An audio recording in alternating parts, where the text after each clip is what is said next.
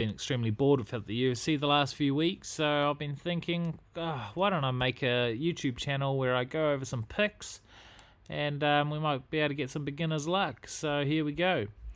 Now, first fight, Priscilla Cachoeira versus Sijara Eubanks. Now, Priscilla Cachoeira has really been growing on me lately. She started the UFC, her debut was against Valentina Shevchenko, and she got absolutely murdered, right? Then she goes on a 3-fight losing streak against Molly McCann and Luana Carolina, and at this point I thought she was going to get cut. But I think the UFC felt so bad that they fed her to Valentina as her debut fight that they decided to give her another chance. So then they put her against Shayna Dobson, wins. Then she ends up going 4 out of her last 5. And the only loss is to Gillian Robinson, who's not a bad loss because she's actually really good at submissions, has the highest submission rate in the UFC for women, I think. So 4 out of the last 5, real turnaround. Her Ji Yong Kim. Now that was a great fight. The first round they were a bit feeling each other out a bit, and then in the second round it really picked up on the second half of the second round, and they started swinging. Cachoeira got busted open, but they still both gave and took some. Third round, they just both stood there and just swang and banged for the whole 5 minutes basically. They both were cut up. I actually thought Kim won the fight watching it live, and but in the last minute of the last round, Kim got cut open and bloodied up, so I can see how Priscilla won the round and won the fight, but it was super close, can't complain. Then she goes out there against Ariana Lipski, and I don't know what was going on with Ariana Lipski. I used to be hot on her, but she just came out and she just looked flat, got toesed up, and it didn't even look like she got hit with a very hard punch, and she just fell down and gave up essentially. So, good win, but it seems like something was up with Lipski that night. Either that or she's got an absolute glass jaw. Now, Sijara Eubanks, oh my god, she's just terrible. I hate watching Sijara Eubanks, and I think it all stems from after her beating Roxanne Modafferi, claiming that she deserved the next title shot and walking around and doing all these interviews saying she deserved the title shot. It's like, mate, if anyone's ever watched a Roxanne Modafferi fight, they know that she's got quite possibly the worst stand-up you've ever seen in your life. So I don't actually class a Roxanne Modafferi win with much substance at all. She loses to Aspen Ladd and Betch Kohea, who both got to the top of the division, so they're not too bad of losses. Then she has a couple of wins, couple of losses, then a win, then a loss. Lost against Caitlin Vieira. She's always going to get her ass kicked against Caitlin. But now she's getting put up against Cachoeira. She's got a 7-7 record, and as much as I don't like Eubanks, I've got to go with her here purely because her back's on the line. She's 7-7. I don't remember the last person with an Artem Lobov record that didn't get cut. And when I say that, I mean like a 7-8 record. If she loses this fight, she's got to be cut, really. I don't see her fighting with a 7-8 record. So she's got everything to lose. She's got everything to lose in this fight and everything to gain. So I'm done going against people that have their backs against the wall. I reckon Sijara's going to do what she did against Elise Reed, go for the takedown straight away, just constantly gravel happy approach, and grind this victory, as sad as it is. But I'm going with Sijara. Now, TAB doesn't have odds for this fight, so I can't really tell you who the favourite is. But I would lean towards Sijara slightly. Another reason why I'm going with Sijara is if you have a look, this is a flyweight bout, and if you look at Priscilla's Wikipedia page, she missed weight for the Gillian Robinson fight, then she made weight, then she went up a division, now she's going back down a division, and I don't really like that. She might be drawn out, might be having bad weight cuts, might be getting too big for the class, so Yep, the pick here, Sajara Eubanks. Regretfully. Fight of the night, second fight of the evening. We've got Jimmy Flick versus Charles Johnson. Let's start with let's start with Jimmy Flick. Okay, so this guy's 16-5. I mean, if you go to his Sherdog, he's had 14 submissions, no KOs, and over 21 fights. And I was thinking, I wonder what this guy's stand-up's like. So I dove into his film, and I'm just really not impressed by his stand-up. It looks quite mediocre. I mean, he does seem to get a submission in the majority of his fights, but the majority of his fights are all on the regional scene. When you look at his record, I mean, he's been finished quite a lot. He, KO loss here, KO loss here, KO loss here, KO loss here. This Levi Mouse one was particularly bad. I mean, he got taken down, and he just could not get himself to the feet. He got mounted and just got his head punched in, really. I'm not overly impressed by Jimmy Flick. I mean, he's 16-5, which is a decent record, but I mean, he's had 5 losses all on the regional scene, and basically all of his wins are on the regional scene as well, so it's a bit of a deceiving record. They're putting him up against Charles Johnson. And I should also say that he won this Cody Durden fight by flying triangle choke. That was really impressive. But then he retired and he decided he wanted to be a family man or something. And then now he's come back 2 years later. So, I mean, I don't know if he's coming back because he needs money or if he's decided, he doesn't want to... Being a family man isn't as good as it sounds, but he's decided to come back, and I think after 2 years off, it's just a big red flag, especially when he's been finished 5 times in the regional scene. You go to Charles Johnson, and this guy is quite impressive. He's well rounded everywhere. He's 12-3. We look at his record, and his first fight in the UFC was against Muhammad Makayev, which, I mean, that's a tough outing. This guy's one of the best prospects in the sport, 8-0. He's wanting to be the youngest champion in history. This guy's a beast.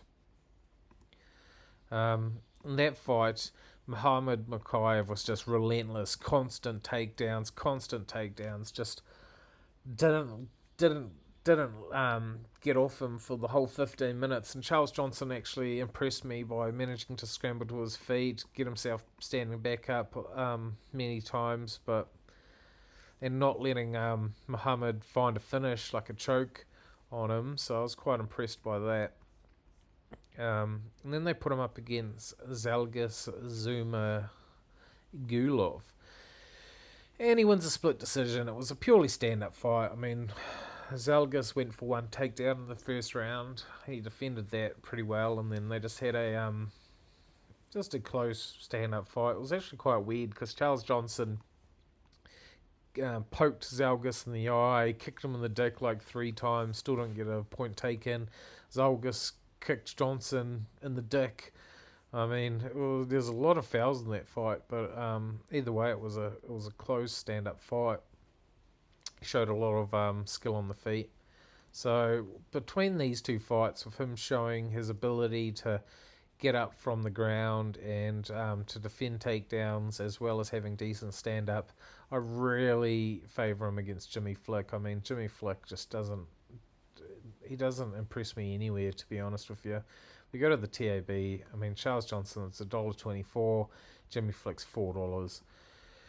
Personally, I'm leaving this fight out of my parlays. I don't think... I could see Jimmy Flick maybe having a wild first round, getting to Charles's back, sinking in a real naked choke, and tapping him out. I mean, I don't know what the prop for a Jimmy Flick submission is going to be, but I think the safe bet here is definitely Charles Johnson. For $1.24 though, I mean, I don't know. I'm gonna pass on betting on this fight. Not much value in it. It feels like $1.50. I'd be all over it. But $1.24, I mean, it's almost Nurmagomedov lines, and I don't think he deserves that. So, confident pick, Charles Johnson. However, I'm leaving this off my parlay because I could see Jimmy Flick getting a submission in the first round. Discussing is Daniel Argueta versus Isaac Dalgarian. Well, start with Dalgarian, Dalgarian, every single one of his fights, he does the exact same thing. Within 30 seconds, he shoots, and he's actually got real good control once he gets him on the ground. He's going for submission attempts, he's going for ground and pound, he's just controlling them. He's been looking really good. But the problem is he always shoots before you can see what a stand-up's like. So he's a bit unproven on the feet. If you look at everyone he's been fighting, he makes it look way too easy, but he should, because, I mean, this guy's 2-2, 0-0, 2-3, 1-1, 7-2. That was a good fight. He took him down, and he knocked this guy out cold, which was really clean. But he's just never been out of the first round, and I haven't seen much of his stand-up. So, I mean, for a newcomer that I don't know how his striking is. He's got real good ground control, but, I mean, it's against complete trash cans. And if we go to Daniel Argueta, I mean, he's 8-1 record.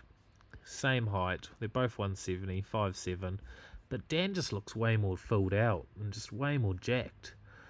And I can just imagine Dan and Isaac being in the cage together, and Dan just having a big power advantage. Isaac going for a takedown. Well, they're both actually. Dan does the exact same thing. He just goes for a takedown straight away. And, I mean, the Ricky losses, that was tough. But everyone else, they're not really trash cans, 3-0, I mean, when you come up here, like 12-0, this is a good one. 14-6, this guy's had 20 fights. That's a good one. Split decision, but in Damon Jackson for your UFC debut, who's also fighting on this card, that's a hard outing for a UFC debut. And I watched the fight, and Damon just takes him down and just backpack rides him for the whole 15 minutes. Boring as fight.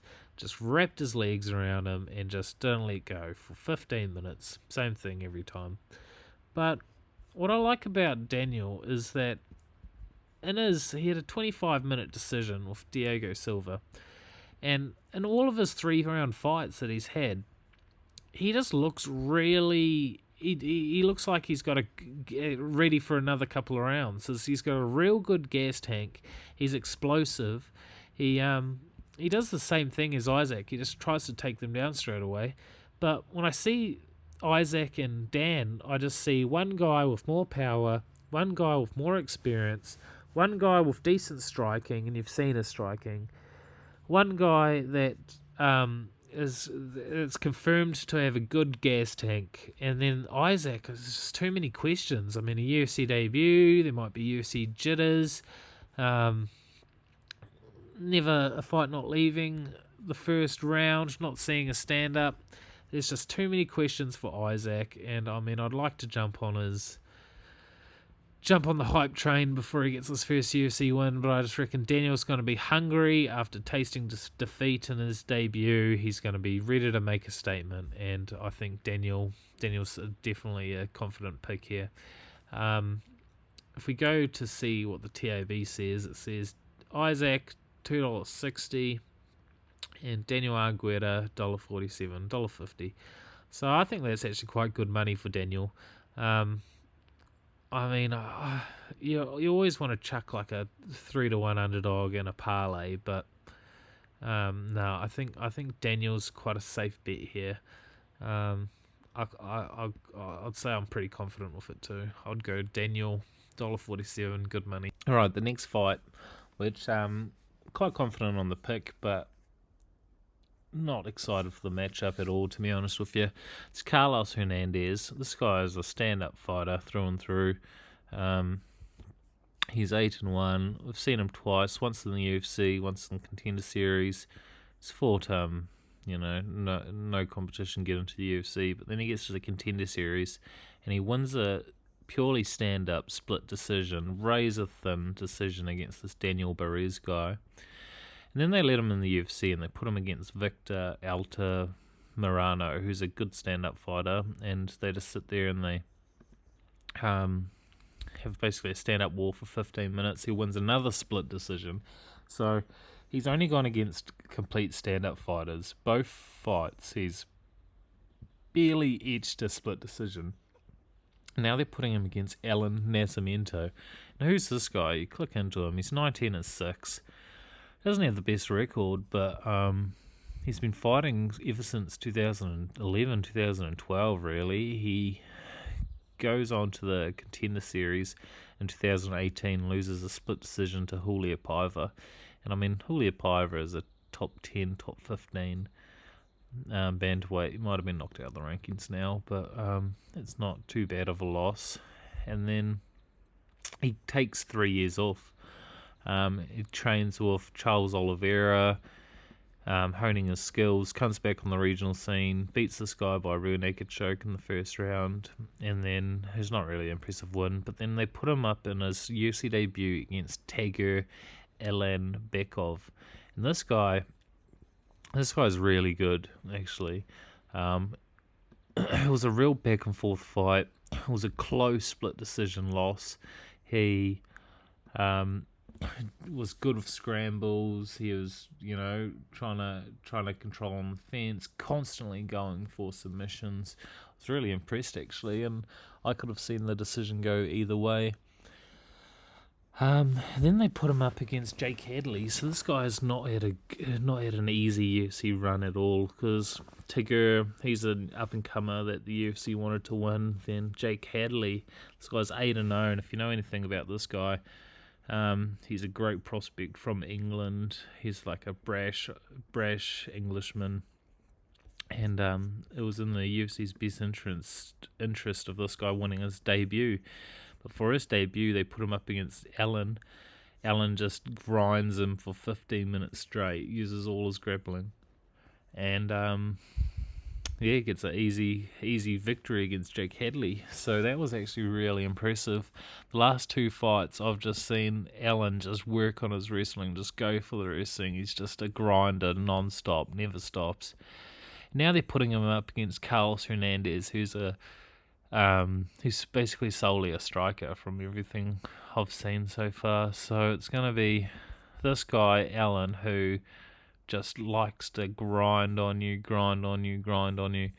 against a pure striker who's just come in the UFC and he's edged out a couple of close split decisions with stand-up strikers. I just don't see Carlos being able to keep up with the relentless pressure and the pace of Alan Nascimento. I think it's pretty clear Nascimento's going to beat Hernandez in this fight. If you go to the TAB, they agree it's $1.24, $4 underdog. I mean, every time you see a $4 underdog, you sit there and you're thinking, well, maybe you'll knock him out, maybe this, but he's just unproven in the UFC so far. I mean, he's got decent stand-up, but nothing that really wows me. If he beats Allen here, it's going to be a signature win, but I just don't see it happening. I think Alan Nascimento, after training with Charles Oliveira for the last few years, with him learning his new style, which is to grind them out, wrestling, constant submission attempts, I can see him maybe getting pieced up in the first round and then just going all his wrestling and just winning a 29-28 decision. I've got Alan Nascimento in this fight, but quite a confident pick, I'd say. Most confident pick of the night, Matus Rebecki versus Nick Fuhr. Now, Matus Rebecki, this guy is a beast. He's 16-1. They're lightweights. He's 30, 5'7". He lost his 4th fight. And then, which was back in 2014, and since then he's gone undefeated for nearly 10 years. He's on a 13-fight win streak. His Contender Series fight was remarkable, and the rest of his fights, he's just been looking good. Look at all these elbows from Crucifix. He's been taking people down and just ground and pounding them. This guy's a beast. 16-1, coming up against Nick Fiore. And who's Nick Fiore? He's a late replacement, 6-0. We look at who he's fought. And, I mean, it's a flag, or it's a red flag when you're seeing he's beating people that are 5-19, 15-13, 3-9. This guy, I mean, he fought this guy twice. 16-106. I mean, this guy is a can crusher of. And when I've been watching his film, there's nothing that really stands out to me that he's UFC caliber. I mean, sure, he's a bit of a jiu-jitsu nerd, but most people are jiu-jitsu nerds nowadays. I don't see this guy beating Matus Rebecki. This dude is a beast, and my most confident pick of the night, it's got to be Matus. Now, if you go to the TAB, it's $1.14. I mean, that's pretty bad. This guy's $5.60. I haven't seen someone be $5.60 in a long time, to be honest with you. I mean, that's just saying something. $1.14. And hey, even at $1.14, even though that's terrible and you can barely make bloody cents on this dude, I'd still chuck him in a parlay. That's how confident I am. Matus Rebecki by absolute domination. Let's continue on to probably the most controversial pick of the night. Matus Mendonça versus Javid Basharat. Someone's always got to go. This Javid is 13-0. Matus is 10-0. So, Basharat, I mean, when this first came out, I thought, it's no question, Basharat's gonna smash him. But then I've honestly been going back and forth on this fight, and the more you look into Basharat's record, I mean, he didn't fight anyone for his first 8 fights, and then he fights a 11-1 guy, a 16-0 guy, right? So that's a bit deceiving, because you go click into the 11-1 guy, and this guy has literally, for all of his first 11 fights, was fighting 5-14, 2-4, like complete cans. And then this 16-0 guy, I was like, oh, this guy must be pretty good. 16-0, same deal. Been fighting just absolute nobodies for like his first 15 fights. 0-0, 0-0, 0. This guy's 10-0 and he's still fighting 6-0 and still fighting 0-0s. But it's like, that guy's a bit of a can crusher too. And then Trevin Jones, who's on a 3-fight losing streak in the UFC. I mean, this guy, he's not UFC caliber, I don't reckon. 13-9, 3 losses in the UFC. I mean, quality opponents, but Trevin Jones, he's not overly impressive. Tony Gravely, I mean, that was a pretty impressive fight. He started off really slow. Picked it up in the second and then kind of pieced him up in the third. That was a good fight. So basically, what I consider a couple of quality ones. Then you look at Matus Mendonça. This guy's 10-0. This guy burst on the scene and did 9 fights in span of a year. Couple of fights in 2020. 1 fight for the Contender Series. It was actually quite out of it knockout. He hit him behind the ear and edged him, fell over and smacked his head on the canvas and looked like he knocked himself out. It was actually really weird. But yeah, I mean, looking at this guy's tape, he's not perfect anywhere, but he's decent everywhere. He's a jack of all trades by the looks of it. He's got decent stand-up. He goes for takedowns when he needs to. He can sprawl to his feet if he gets taken down. He does a bit of clinch work if he wants. he actually seems quite well rounded, and he's had some pretty nasty KOs and some good finishes too. So I mean, I think this fight is actually way closer than what the odds would lead you to believe. If you look at the odds, it's $1.26 for Basharat, $3.70 for Mendonça. I think this is more of a 50-50 pick 'em, really. I mean, Javid starts slow. This guy can get you in a bit of a firefight early. He's really impressed me. And then I've watched some of his interviews. He looks locked and loaded, mentally checked in. Then you check out his Instagram, and the dude's training with Alex Oliveira.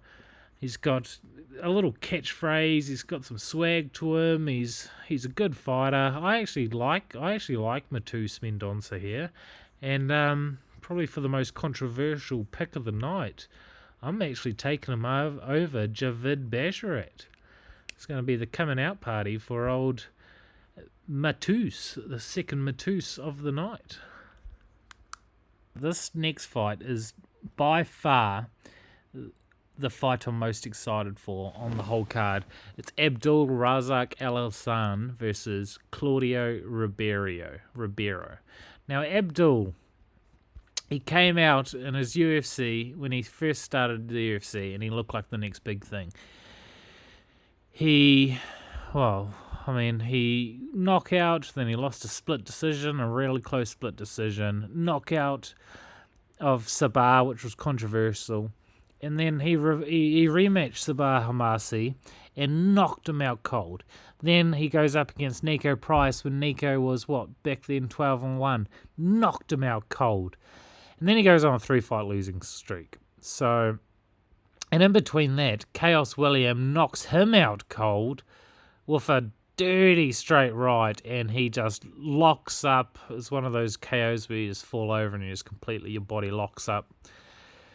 Bit gun shy against Jacob, and then comes out against Alessio Di Chirico and gets another signature head kick. 17 seconds in, I think it was the first strike he threw. Massive head kick, knocked him out cold. Insane. Goes up against Jokan Buckley, and Buckley really slowed this fight down. It was good on the feet, but Buckley, used a lot of clinch control, clinch work, and mixed in the takedowns to just edge a real close split decision. But I've got to say, Abdul was actually looking really good on the feet. However, this next fight, Claudio Ribeiro. Now, mate, this guy is a absolute beast jackhammer, just swings for the hills. This guy's ridiculous. His last fight, which was on the Contender Series, he just did the Ngannou versus Rosenstrike technique, where he just swung hooks, swung, knocked this dude out. So it was, and I mean, you look at his technique, and it's not the most technical. He's literally just swinging hooks, but if any of them lands, they get knocked out. So then I tried to find some tape on this dude, and every one of his wins, he's not actually versing like the most stellar ranked competition, but every one of his wins, he just swings, and it's just basically who's getting knocked out first. So this has obviously been set up as the showcase Abdul versus Claudio, the headliner of the prelims, showcase first round knockout fight, and I've got Claudio. Claudio looks like a beast. He's a bit untested, but hey, this guy looks like he's got some power.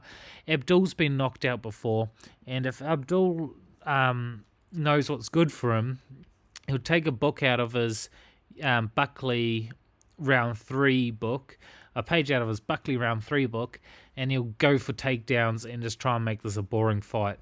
But I don't think I've ever seen Abdul start the fight with takedowns. He always comes out guns a-blazing. So if it's Abdul and Claudio coming out guns a-blazing, first round, I've got Claudio clipping him with devastating knockout.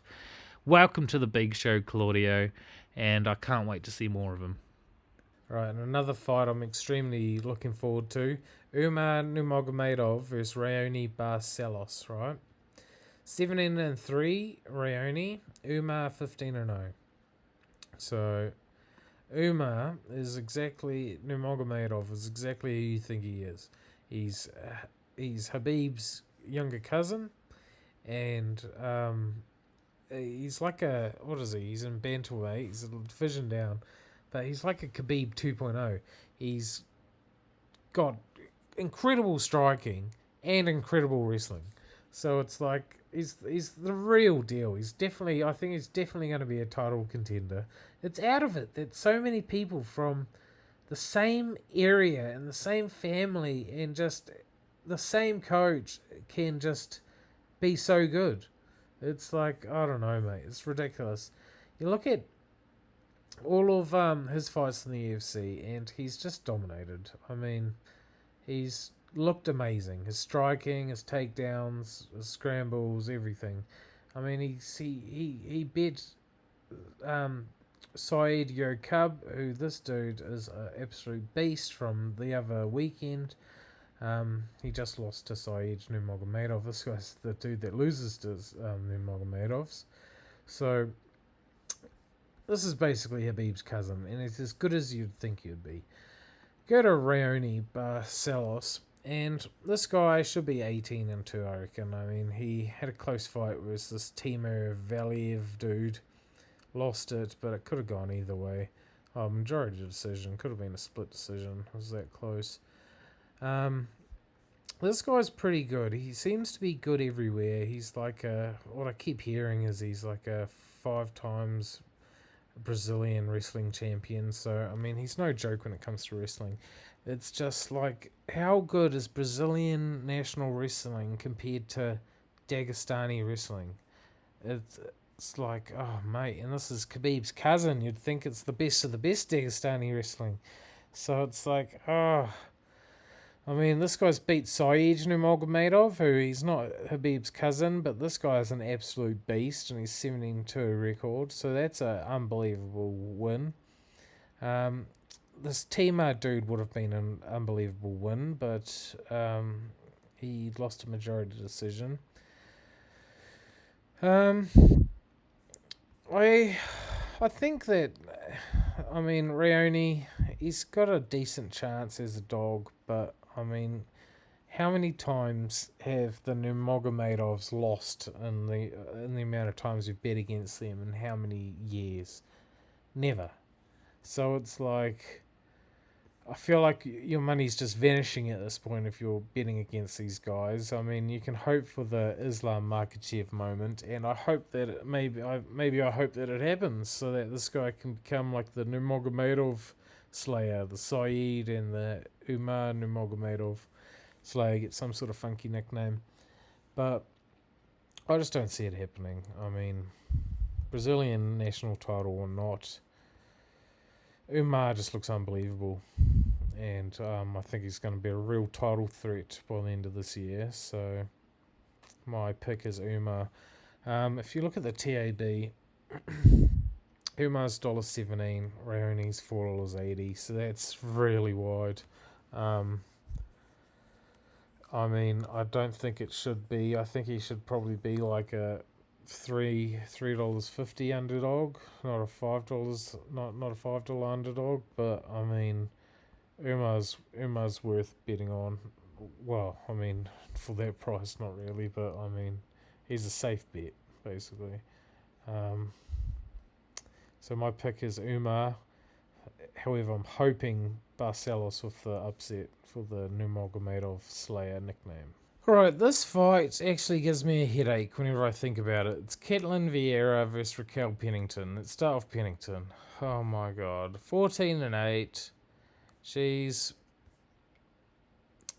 a good fighter, 5'7", but man, her fights are just boring as hell. And she's just, her whole career it's been win-loss, win-loss, win-loss basically. I mean, she starts, look, she's like 3-3, and she loses to Jessica Andrade, who's 115 pounds. loses to Holly Holm, beats Andrade, beats Kohea, Misha Tate, and then she goes out against Amanda Nunes for the title, and she just got absolutely smashed. Quit on her stool. Her coach just send her back out, and she just gets taken out, and it's just big controversial thing. Then she loses back to Germaine, and it's like thinking she's done.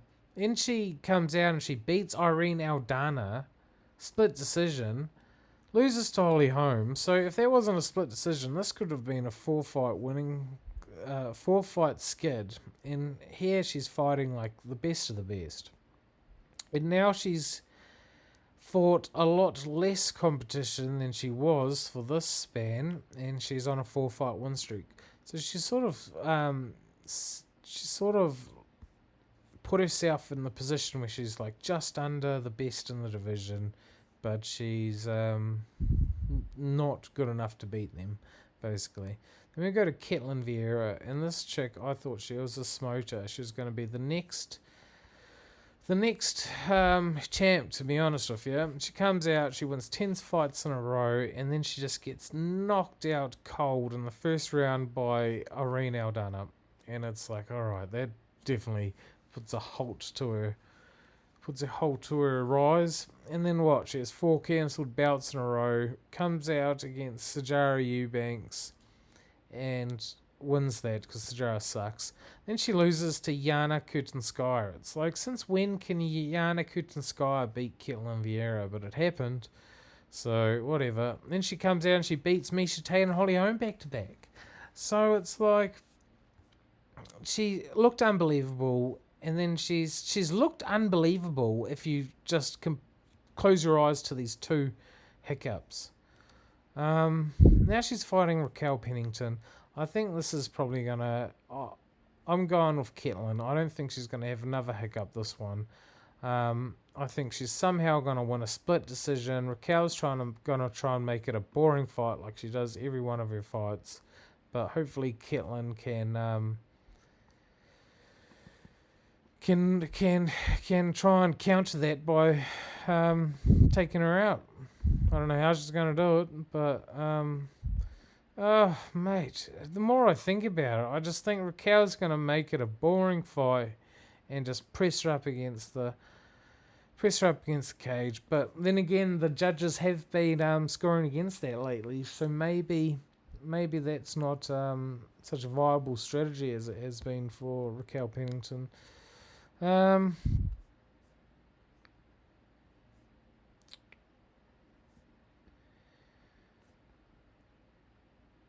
Yeah, nah, I'm going Raquel Pennington.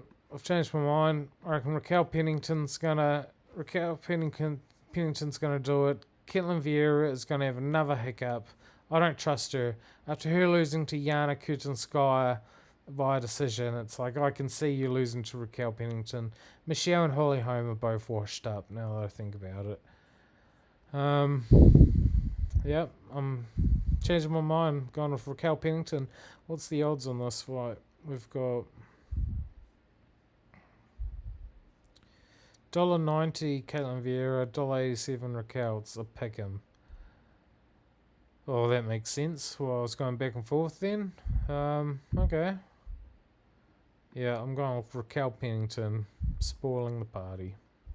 Boring fight, getting the win. So, this fight, Punahele Soriano versus Roman Kopylov. I was sitting there and I was like, there's so many good fights on this card. How has this fight got in the 3rd top fight of the night honours? Then I do some research on these guys. And this guy is actually a real promising prospect. He's got real good stand-up. Only problem is he's a bit of a fish out of water when he hits the ground, but he can still make himself get to his feet. This Brendan Allen fight, it was super close. I could have seen it going either way. I think Brendan just edged it out, but it was super close. They both showcased good stand-up that whole fight, 15 minutes. He kept going for the whole 15, showed good cardio. Nick Maximov, he was winning this fight, and then Nick just constantly went for takedowns and just started like biting his ankles and pressing him up against the cage and taking his back, and managed to edge I'd say quite controversial split decision. I mean, he didn't do much, and if it was judged as the judges have been judging it lately in the last previous few months, he probably would have won the split decision. But since it was midway through last year, he probably just missed out on the judges changing their mind of what they're going to score. So he actually lost it. Then Lungi Ambule comes out and he knocks him clean out after showing good stand-up in the first, knocks him clean out in the second. So what I've learned from this guy is he is a stand-up fighter, and he's just come out to have a tactical stand-up fight, basically. This Roman Kopylov dude, when I did some research on him, I actually saw a video of him fighting, and I was like, oh, him, I definitely remembered who he was. This Albert Durev dude, he's actually a bit of a beast. He was 14-3 at the time. He was looking really good in this fight. They were both looking really good. It's a real close stand-up. In the second round, Durev got a takedown and just got a perfect mount, and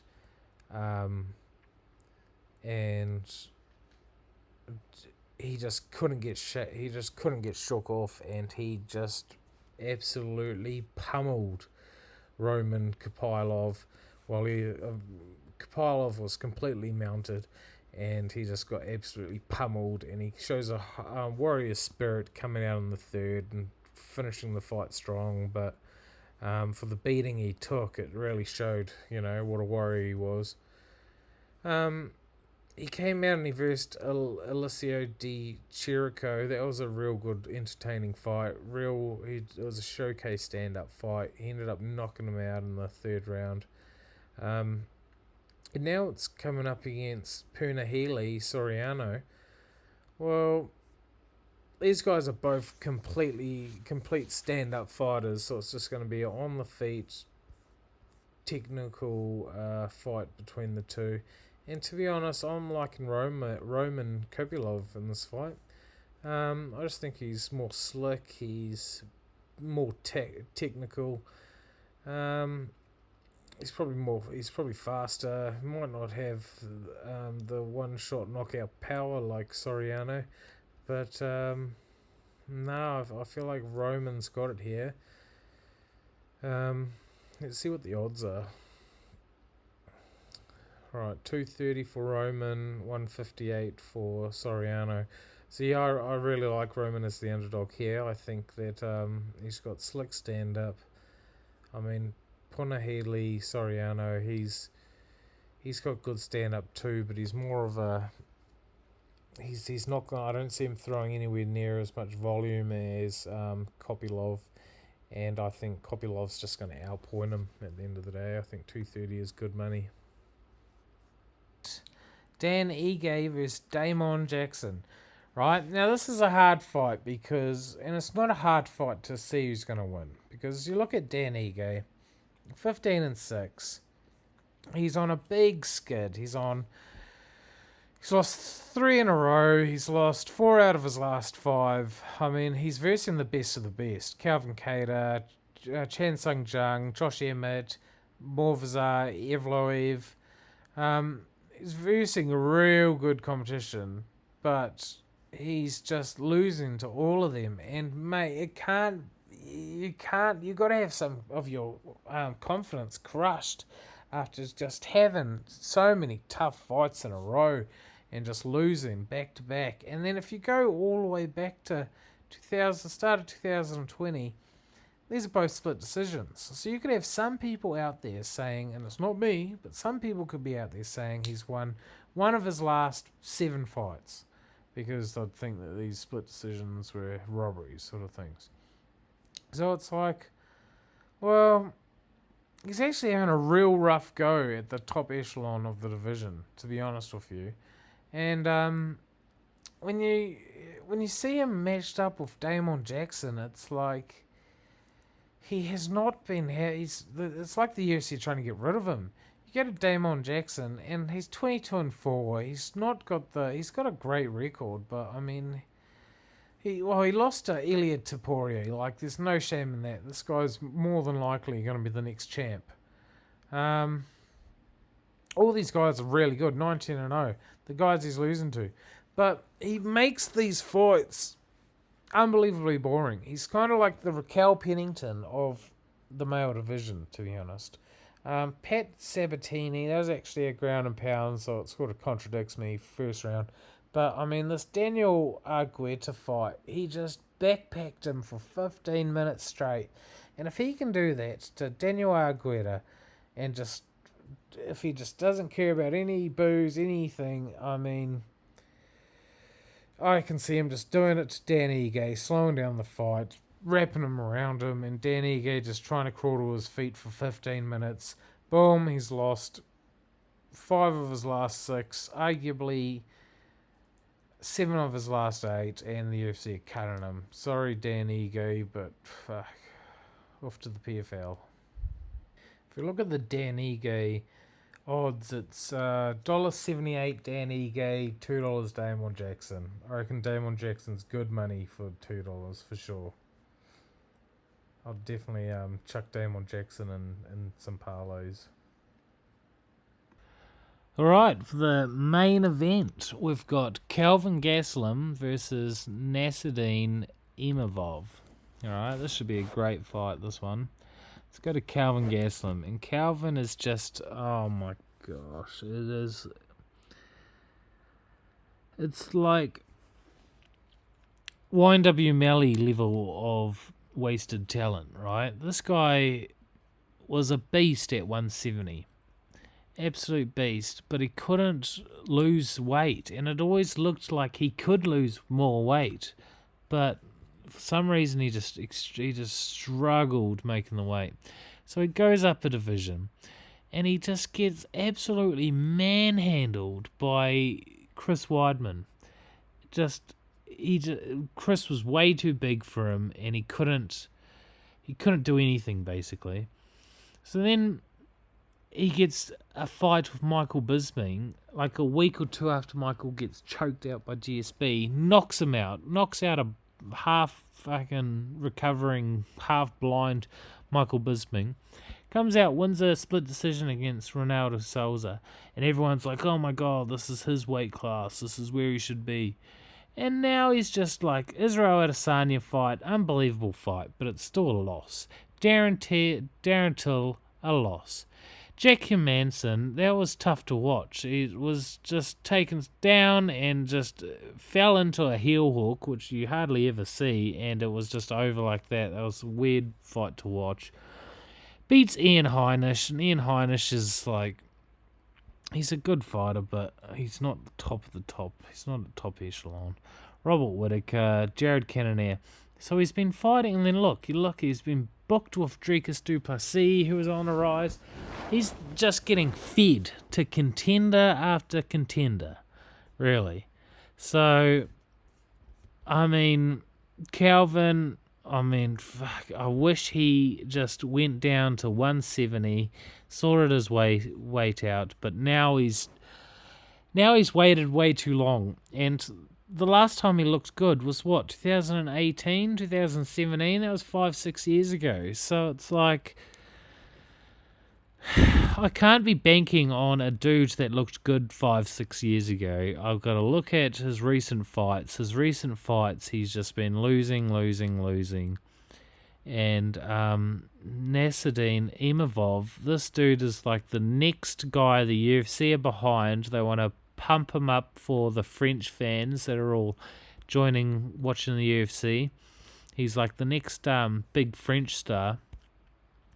And I mean, he did lose 2021 to Phil Hawes, a majority decision, close fight. But he's the majority of his fights, he's been really good. Couple of hiccups at the very start of his career, one hiccup in the UFC, but besides that, he's looked really good.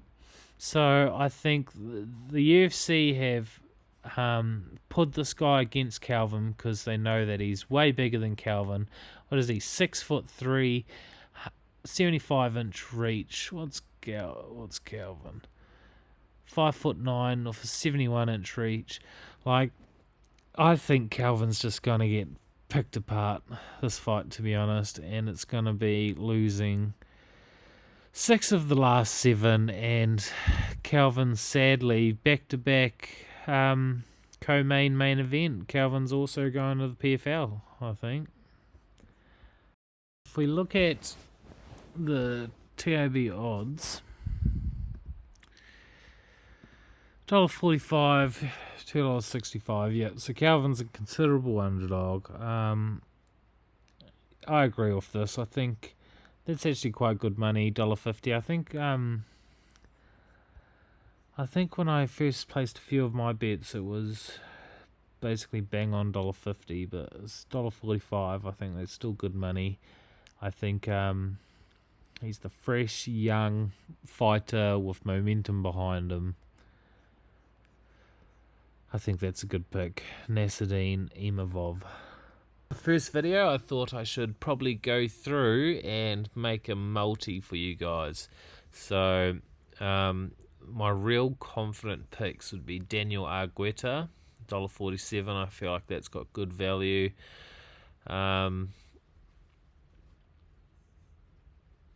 Ellen Nascimento, I feel like that's probably got some good value for $1.24 though. I might leave it off a multi. Rebecca, I think that's a guaranteed win. Umar, I mean, $1.17. I think that's pretty guaranteed too. Even though Barcelos is good. I reckon Roman, Damon Jackson, and Imavov. So that would bring us to a 6-fight multi that's paying out 13-1.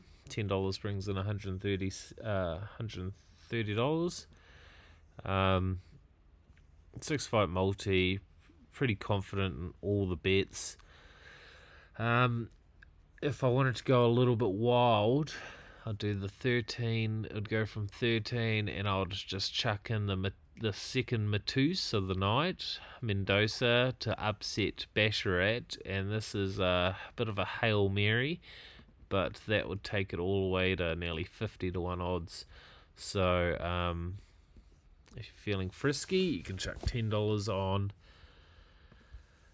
a unit on Matus being included, and if you're not feeling frisky, I think that this is a 6-fight multi which has very high odds of succeeding.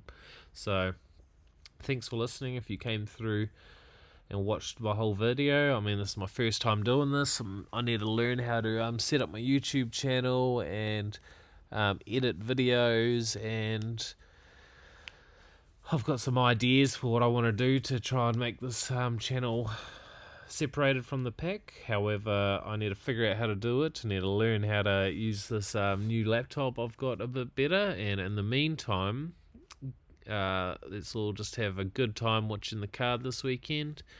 Good fights, really entertaining fights.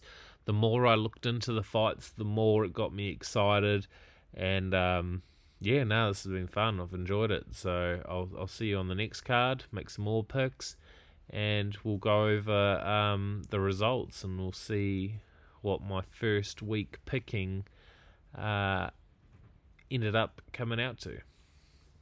Alright, peace.